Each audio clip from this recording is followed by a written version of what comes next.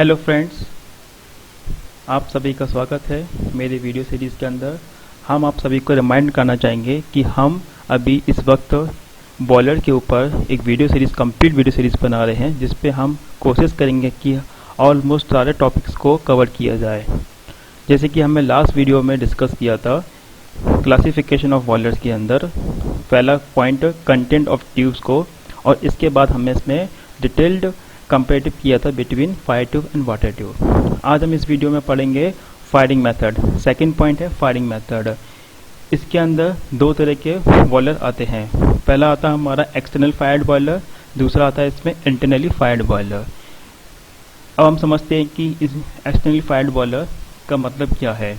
जब हम बॉयलर के बाहर, जब हम बात करें बॉयलर की शेल के बाहर फर्नेस को सेटअप करते हैं और वहाँ से हॉट फ्लू गैसेस को प्रोड्यूस करा के फिर बॉयलर के अंदर हॉट फ्लू गैसेस को फ्लो कराते हैं, इस टाइप के अरेंजमेंट को हम बोलते हैं एक्सटर्नली फायर्ड बॉयलर। अगर आप इस डायग्राम में देखोगे, इस डायग्राम के अंदर ये बॉयलर की शेल है और इसके बाहर हमने, इस सेल के बाहर हमने यहाँ पे फर्नेस को सेटअप करके फ्यूल को बर्न करा के हॉट फ्लू गैसेस को प्रोड्यूस करा के, और ये इसकी वाटर ट्यूब से यहाँ से हम इसको फ्लो करा रहे हैं।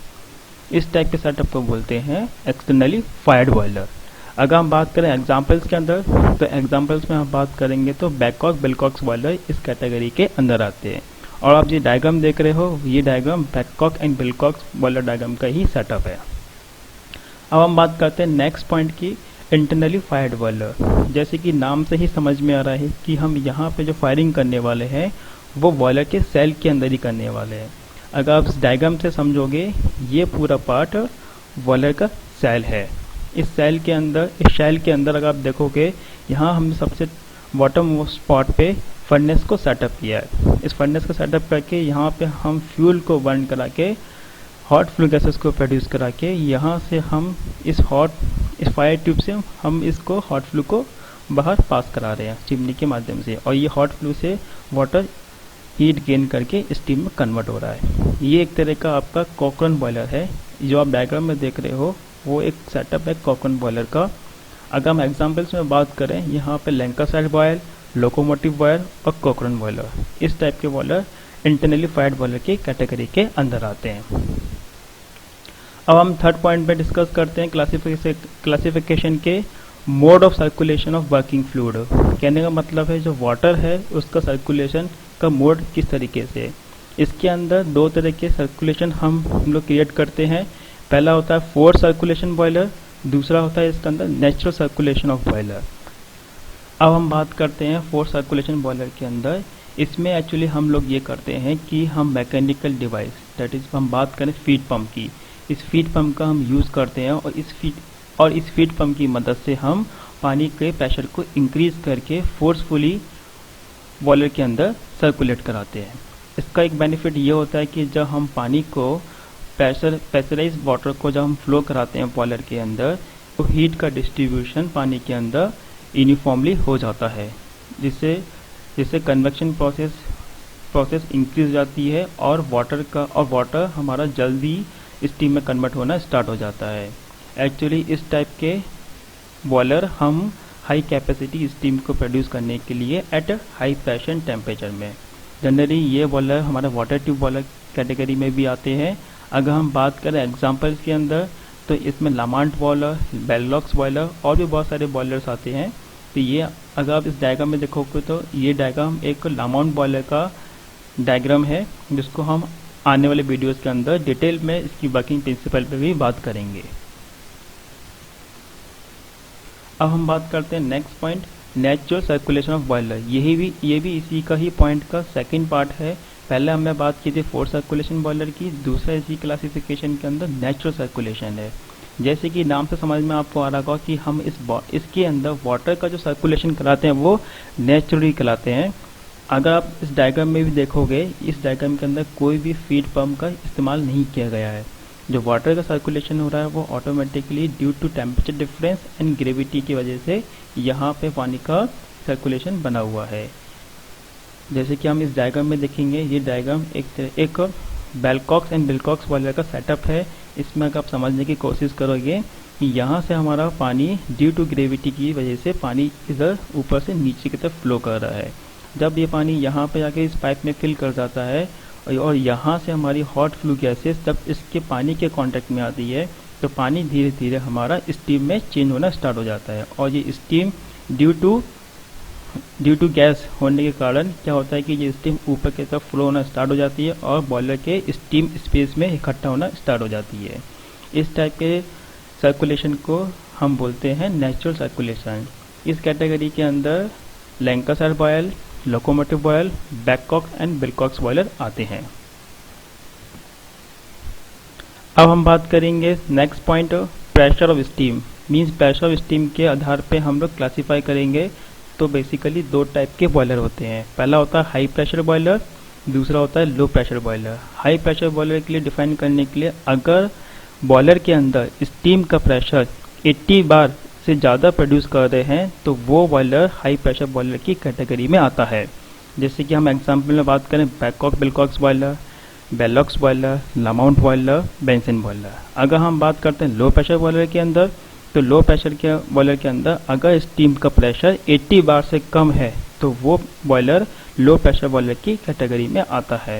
एग्जाम्पल के तौर पर हम बात करें तो कोकरन boiler, Cornish boiler, Lancashire boiler and locomotive boiler. अब नेक्स्ट पॉइंट है पर्पस ऑफ यूटिलाइजेशन। इसका मीन्स ये है कि हम किस पर्पस के लिए बॉयलर को यूज़ करने वाले हैं। इस कैटेगरी के अंदर तीन तरह के बॉयलर आते हैं। पहला है आपका स्टेशनरी या उसको हम लैंड बॉयलर्स भी बोलते हैं। दूसरा आता है पोर्टेबल बॉयलर्स, तीसरा आता है इसमें मोबाइल बॉयलर्स। अब हम बात करते हैं स्टेशनरी बॉयलर। जनरली इस टाइप के बॉयलर वहाँ पर सेटअप किए जाते हैं जहाँ पे हमको कोई लार्ज प्लांट या कोई बड़ी इंडस्ट्री, जस्ट लाइक हम बात करें एग्जांपल के तौर पर थर्मल पावर प्लांट जो एक बार सेटअप कर दिया था तो फिर वहाँ से हम लोग उसको दूसरी जगह पे ट्रांसपोर्ट नहीं करते हैं। अगर हम दूसरी बात करें सेकंड पॉइंट की, पोर्टेबल बॉयलर, ये बॉयलर हम टेम्परेरी पर्पस के लिए यूज़ करते हैं जहाँ पे हमको कुछ समय के लिए काम रहता है, फिर वहाँ से हम डिसमेंटल करके दूसरी जगह दूसरी साइट पर इंस्टॉल कर सकें। उस टाइप के बॉयलर पोर्टेबल बॉयलर की कैटेगरी में आते हैं। लास्ट वन है हमारा इसके अंदर मोबाइल बॉयलर। ये बॉयलर हम जनरली परमानेंटली व्हीकल के ऊपर हम लोग इसको माउंट कर देते हैं या हम बॉयलर इसको हम सेटअप कर देते हैं और उसको हम कंटिन्यूसली एक प्लेस से दूसरी प्लेस पे मूव कराते रहते हैं। इस टाइप के बॉयलर मोबाइल बॉयलर्स की कैटेगरी में आते हैं। अगर हम एग्जांपल के तौर पे बात करें मैराइन के अंदर भी हम लोग मोबाइल बॉयलर को सेटअप करते हैं, या हम पहले जो चलती थी आपकी लोकोमोटिव ट्रेन उसमें भी इसी टाइप के बॉयलर को यूज़ किया जाता था जो कि एक स्थान से दूसरे स्थान पे कंटिन्यूसली मूव करते रहते हैं। क्लासिफिकेशन का लास्ट वाला पॉइंट बचा हुआ है सर्कुलेशन ऑफ वर्किंग फ्लूइड। आप इसको थर्ड वाले पॉइंट से, इस पॉइंट से मत कंफ्यूजन होना। मैं भी आपको यहाँ पे एक्सप्लेन करने वाला हूँ कि ये वाला क्लासिफिकेशन थर्ड वाले पॉइंट की क्लासिफिकेशन से डिफरेंट है। हमने जो थर्ड पॉइंट की क्लासिफिकेशन में बात की थी वहाँ पे हमने बात की थी फोर्स सर्कुलेशन और नेचुरल सर्कुलेशन। इस क्लासिफिकेशन के अंदर हम लोग बात करने वाले once through boiler and recirculation boiler. अब मैं आपको यहाँ पे एक्सप्लेन करता हूँ वंस थ्रो बॉयलर क्या होता है। इस बॉयलर के अंदर हम क्या करते हैं, एक एंड से वाटर को फीड पंप के माध्यम से इनलेट कराते हैं बॉयलर के अंदर और हमको यहाँ पे सीधे डायरेक्टली स्टीम मिलती है। अगर आप इस बॉयलर के सेटअप में अगर आप देख रहे होंगे यहाँ पे हमने कोई भी स्टीम सेपरेटर या फिर स्टीम ड्रम को इंस्टॉल नहीं किया जिससे कि हम यहाँ पे स्टीम को स्टोर करें। एक एंड से सीधे फीड पंप से वाटर जा रहा है और दूसरे एंड से सीधे हमको हाई प्रेशर एंड टेम्परेचर की स्टीम मिल रही है जो कि हम फर्दर टरबाइन में ले जा रहे हैं। इस टाइप के बॉयलर बेंसन बॉयलर कहलाते हैं और जो आप डायग्राम देख रहे हो वो एक बेंसन बॉयलर का ही सेटअप है। आने वाले वीडियोस के अंदर हम बेंसन बॉयलर के बारे में डिटेल्ड में एक्सप्लेन करेंगे जिसका वर्किंग प्रिंसिपल, एडवांटेज, डिसएडवांटेज की सबकी हम बात करेंगे। अब हम बात करते हैं रिसर्कुलेशन ऑफ बॉयलर।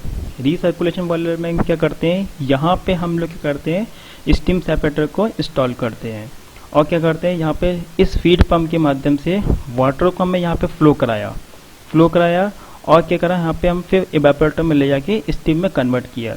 अगर यहाँ पे वाटर कम्प्लीटली स्टीम में कन्वर्ट नहीं होता है तो यहाँ पे स्टीम सेपरेटर के माध्यम से स्टीम को अलग करके फिर से वाटर को हम रीसर्कुलेट करा के, अगर आप यहाँ देखोगे यहाँ पे सर्कुलेटिंग पंप लगा हुआ है, इसके माध्यम से फिर से सर्कुलेट कराते हैं जब तक वाटर स्टीम में कन्वर्ट नहीं जाता। इस टाइप के बॉयलर को हम बोलते हैं रीसर्कुलेशन बॉयलर। ऑलमोस्ट बहुत सारे बॉयलर रीसर्कुलेशन बॉयलर पे ही डिपेंड करते हैं, और जो आप इस डायग्राम में देख रहे हो वो एक लामाउंट बॉयलर का डायग्राम है। अब हम इस वीडियो को समराइज करते हैं। हमने यहाँ पे क्लासिफिकेशन के बचे हुए पाँच पॉइंट को डिस्कस किया था। ये यहाँ पे हम देखें, हमने लास्ट वीडियो के अंदर कंटेंट ऑफ ट्यूब्स के बारे में डिस्कस किया था, और आज की वीडियो में हमने यहाँ पे firing method, mode of circulation working fluid, pressure steam, purpose of utilisation, circulation working fluid के बारे में डिस्कस किया। कोशिश करते हैं कि आपको समझ में आया होगा। फिर भी अगर आपको कोई किसी भी पॉइंट पे अगर डाउट है तो हमें आप कमेंट कीजिए, हम आपको उसके रिप्लाई करेंगे। अगर आपको हमारे वीडियो का कंटेंट अच्छा लग रहा है तो प्लीज़ इस वीडियो को लाइक कीजिए और हमारे चैनल को सब्सक्राइब करके हमें मोटिवेट कीजिए।